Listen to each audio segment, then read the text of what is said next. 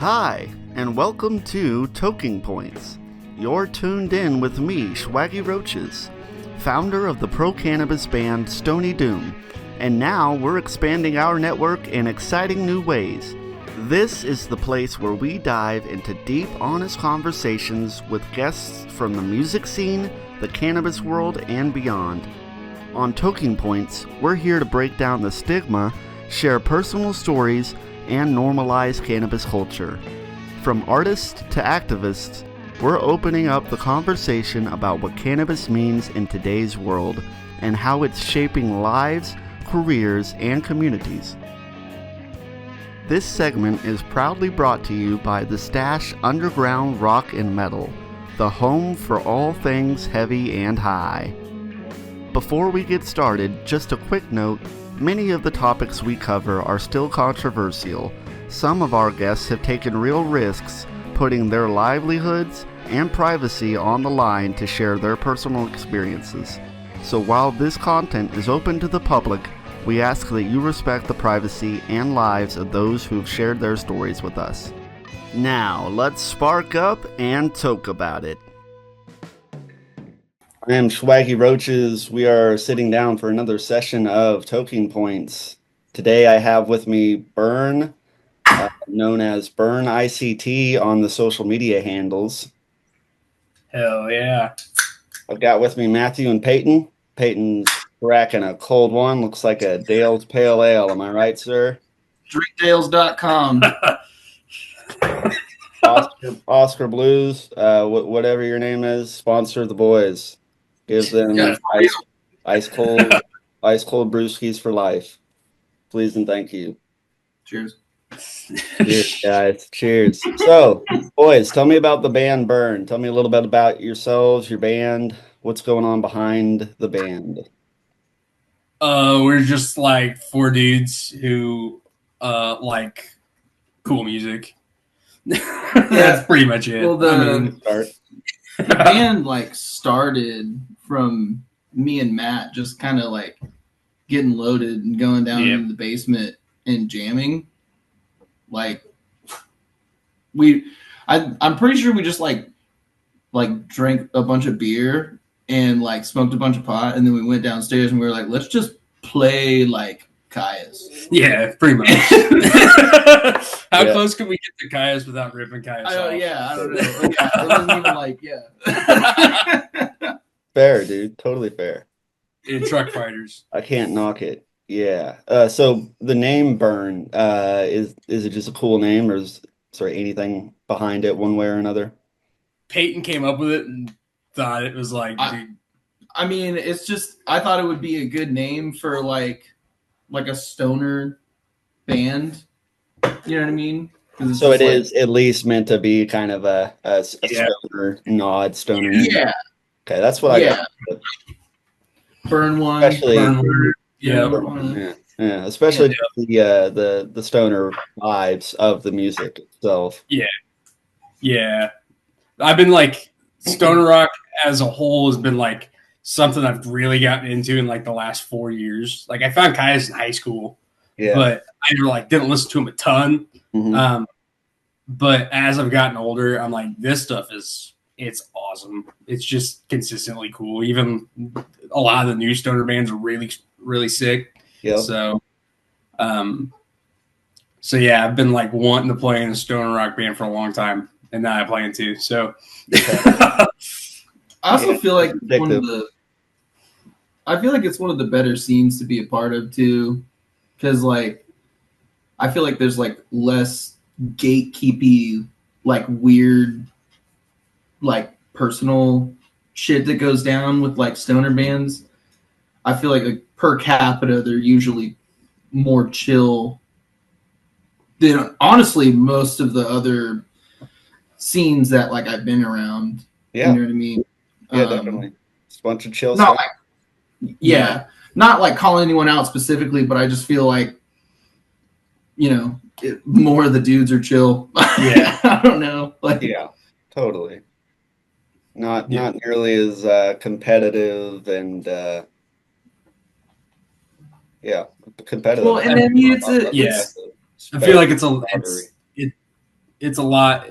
And when those big gigs do come, it's a lot more supportive than, say, some of the other bigger scenes where people get jealous because a band got to open for a big band that was coming to, Temple Live, Yeah, it's been a good community. I've enjoyed making a lot of new friends, playing shows with not just directly stoner or doing bands, but all kinds of similar genres and heavy metal type genres.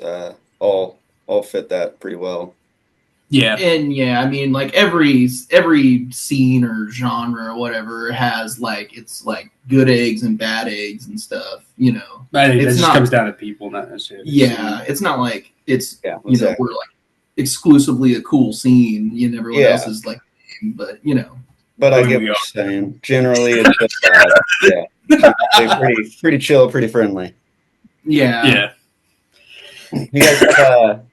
You guys have references in your music to drugs, cannabis specifically, or anything about getting intoxicated? So we have the very first song we wrote, we called Slow Toke because it was initially going to be about like getting stoned. It didn't end up being about getting stoned, but we kept the name Slow Toke. And so that one's going to stick around. And then in our song 88, there's in the chorus it says cutting lines. I don't think any of us have done that, but honestly, it's in there. Yeah, sure. Could mean anything. Yeah, no. The point is that you're getting loaded and you're like going back to the future. Yeah. Yeah. Totally. Any way possible. Yeah. Honestly, our songs are really revolve around like getting loaded and having sex. That's our album. We're gonna call it "Songs Break the Law" too. So I wanted like everything to be like consistently like, all right, well, things that are in the legal gray area. Gonna start some mosh pits probably. Hell yeah. But yeah. I love it. You guys have anything? You guys have a lot of like puns or innuendos about drugs, or is it pretty straight up that the lyrics are about getting fucked up? They're pretty explicit. Yeah, I mean, for the most part. Yeah, they're explicit in a few different ways. I feel like it's not like super ignorant or shit, edgy shit. Yeah, but right. It's just like we are here to drink beer and smoke pot and jam, and that's kind of the point. That's we just wanted to be the band that had fun. We're just having a good time. We're just having a good time, dude. Yeah, great. You talked about a song about going to the future. Is there much of a storyline to that? Is there something going on in the future? Well, we wanted to write about Back to the Future, but I was like, how do we write a song about Back to the Future? And I was like, well, what if we just wrote it about like getting super fucked up and then somebody drinking and driving and like it feels like they're going back to the future. And it's also all the blood, Yeah. The song's called 88 miles per hour, and that's like, you got to get to 88 to go back to the future in the movies. Yeah. And it kind of works because we got old Highway 88 around here. And also, we did think about naming it .88, like as in your blood alcohol. It's like .88. Just way outside the limit. It's like, that's like death. Yeah. That's terrible. I'm fine, Ossifer. Holy hell. So, a little bit about cannabis. Tell me about your guys' first experience, or maybe how you were introduced to cannabis. I didn't smoke till after I got out of high school. I was like 18. It was the very first time it was just me and my girlfriend and my girlfriend's brother. So Yeah, it was kind of funny because we were like trying to roll a blunt, but none of us have ever rolled a blunt before, and my girlfriend kind of knew like how to, and so we got everything, and she realized she didn't have a knife or anything to cut it, and she didn't have something to cut it on, and her brother was like, well, I'll just do it, you know. And so he goes and he gets something to cut it on, and I thought I had a knife in my car, so I ran back out to get the knife, and I had my dagger.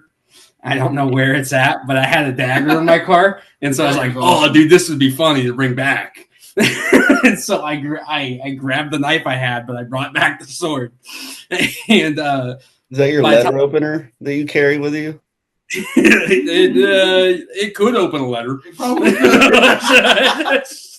Or a blunt wrap. It's like this big. And I get back with it, and my girlfriend's brother's already back. And he grabbed my girlfriend's high school diploma that just off of her desk. And she's like, "No, you're not doing that." And he's like, "It's already out here, and I don't want to make any more noise to wake up, their parents." And so yeah, that was my first experience. Brilliant. Was it just like was it a pre-rolled Swisher cigar that you guys had to bust open and get the guts out of? Yeah. Well, have you learned since that you can just tear those open with your thumbs? I still can't roll. I only ever smoke out of a pipe. Well, that's fair. Tidbit, we also struggled to find sharp objects to cut them, so you just very carefully tear that soft, almost moist paper with your thumbs, and you can split it now. I can roll up anything. I'm the roll master. He understands the stoner ingenuity. Yeah. Mm-hmm. The first time I smoked pot, I was like 12 or 13. Yeah. Yeah. I had like a bad influence friend that I grew up with, and like I think he was either like 13 or 14, and I was like a year younger than him. And it was like in the summer, and we were just like riding our fucking bikes around town. I think he like stole a bag of weed from like his older brother or some shit. Honestly, I'm not even really fully convinced that it was weed. It could have been catnip or like fucking dried grass or some shit. Yeah, oregano, classic. Yeah. But yeah, we like smoked it in my garage. We tried like a pop can pipe. And then like I think we made like a little like tinfoil pipe, like crackhead style. Yeah, all the classics. Yeah, but like we like smoked it in my garage, and like my parents never said anything about it smelling like weed in there, and we also kept the bag like in the cushion of a couch that was in the garage too. So it's like, but it never smelled like weed in there or anything. They could have just smell like teenage BO probably. Yeah.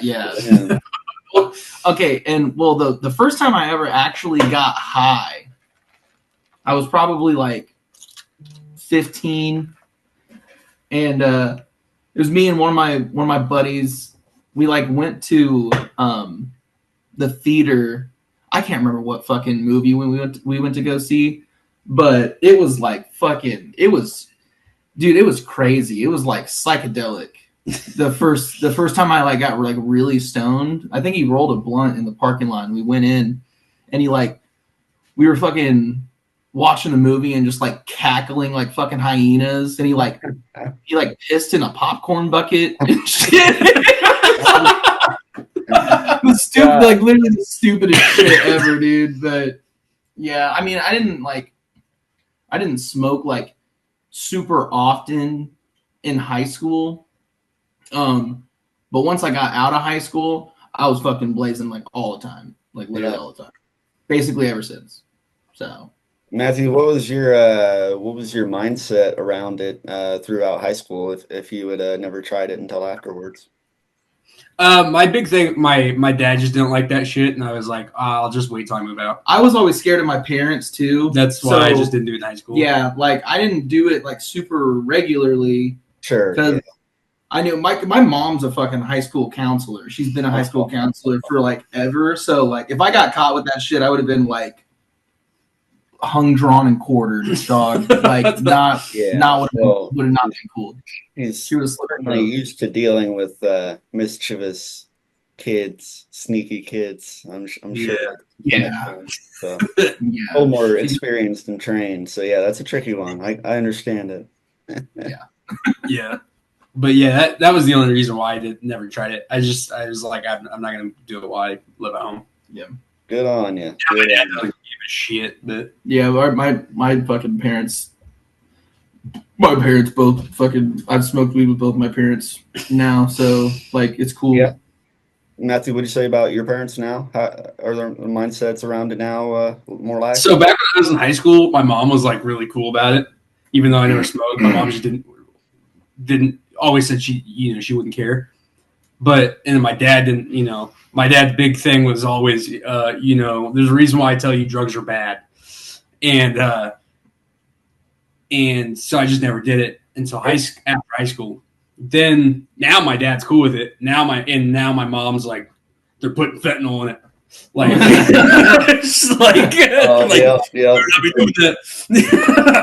Boy, the times change. Yeah. So, do you guys either of you ever been? Well, I mean, you were after high school, so I don't know how much this matters, but caught or got in trouble when you were younger?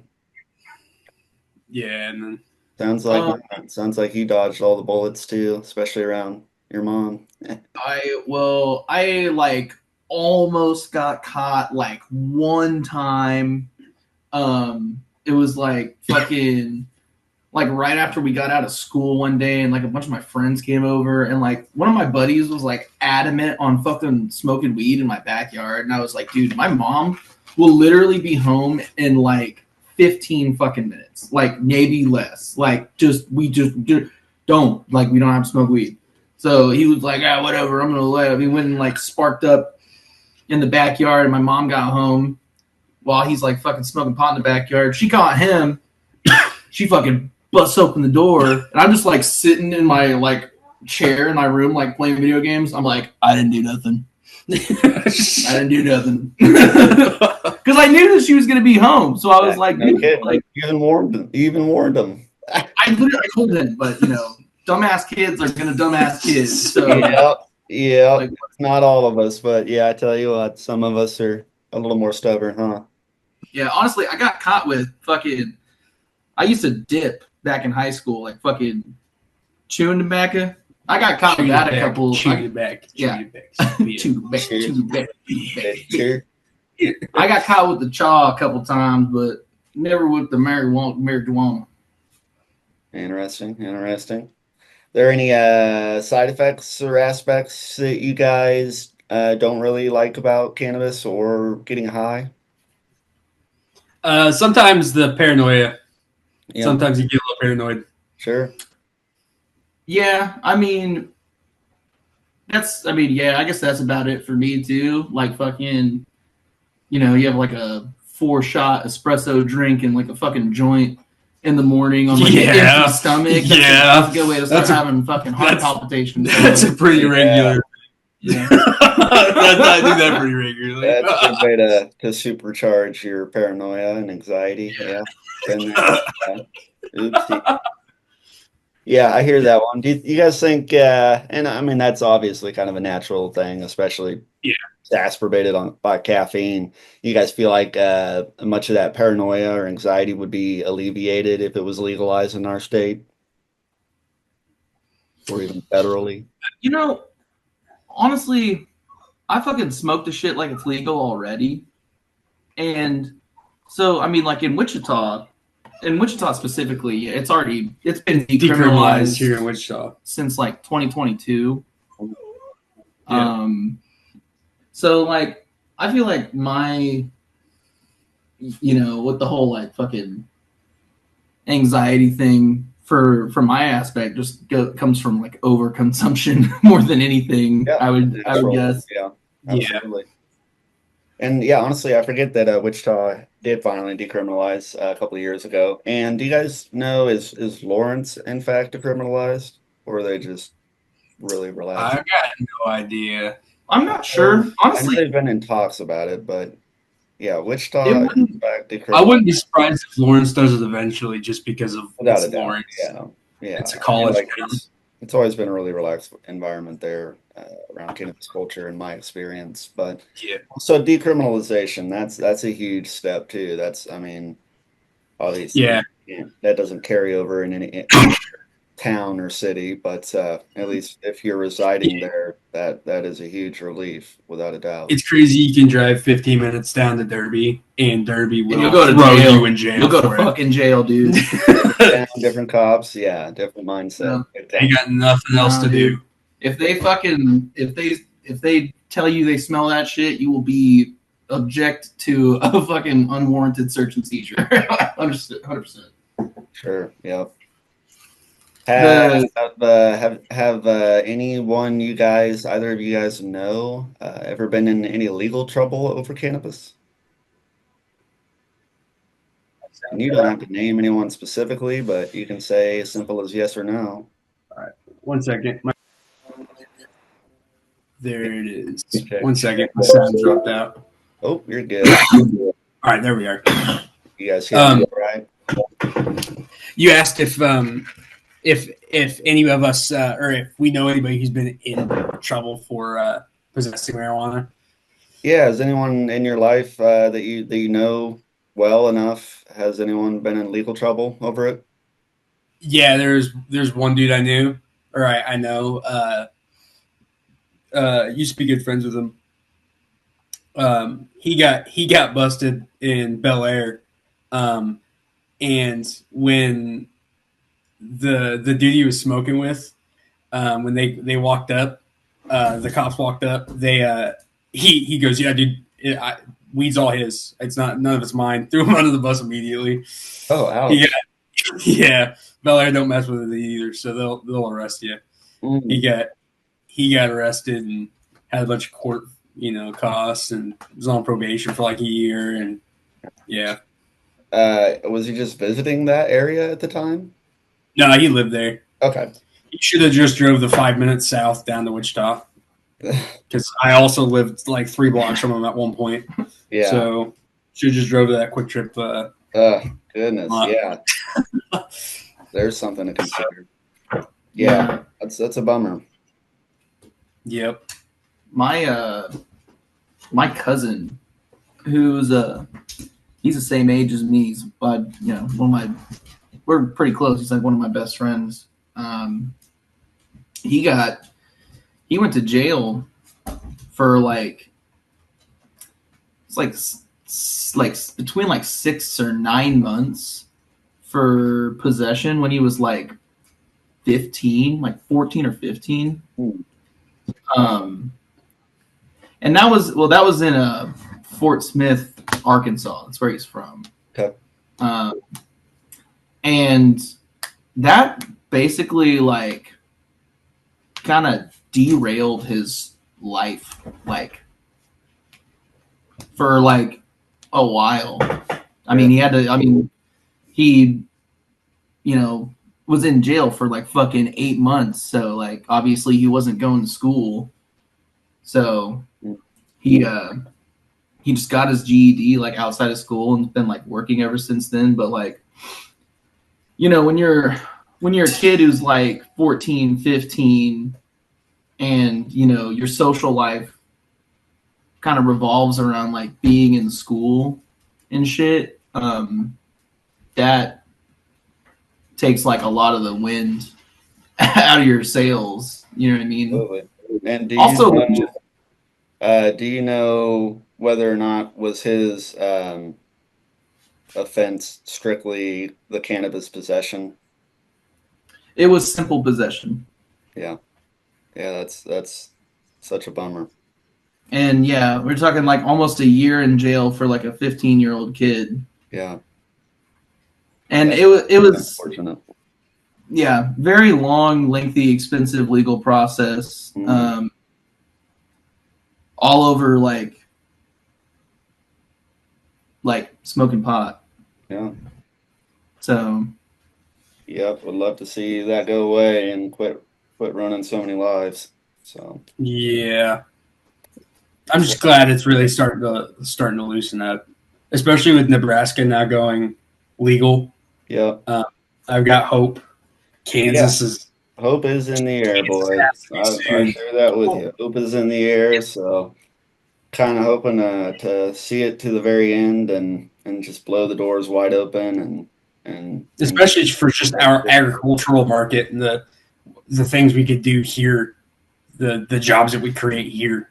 So it's been probably damn near 3-4 years in a row that there's been proposed bills that have just they've died in the Senate. Yep. Every year. Yep, they continue to get stunted completely by the Senate and the Senate leader. So very unfortunate that they don't allow the voice of the people to come through. Yeah, it's not a ballot, man. Yeah. Also, I have some statistics from some neighboring states and other. Okay, I like it. Let's hear it. I just like to throw out in the last Missouri went full rec legal 2023. Yep.